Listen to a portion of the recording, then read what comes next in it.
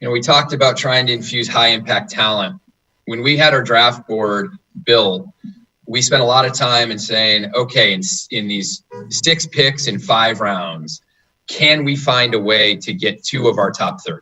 That was our goal in terms of a development of a strategy.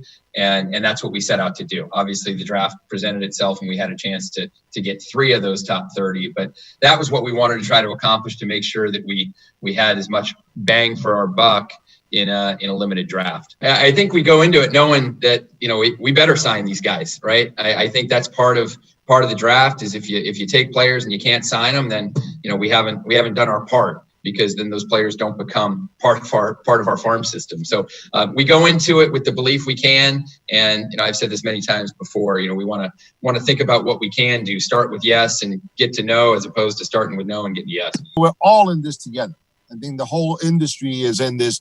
And the one thing that we are definitely going to do is we're going to continue to communicate. We're going to continue to use technology.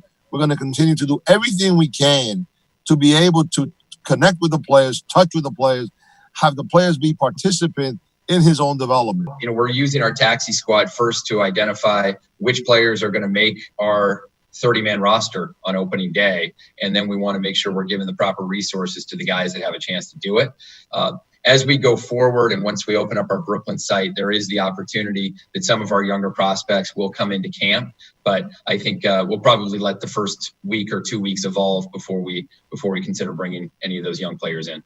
When you look at a 60-person player pool and you're really limited to how many players can come on and off your roster, we felt and add to the designated hitter, we felt having someone with as accomplished of a career as a hitter as Melky was, that he was a perfect fit for us. Having the fact that he, even at this stage of his career, he has premium bat to ball skills and he can get on base for us. Those were 2 elements that we felt like gave really important depth to our camp.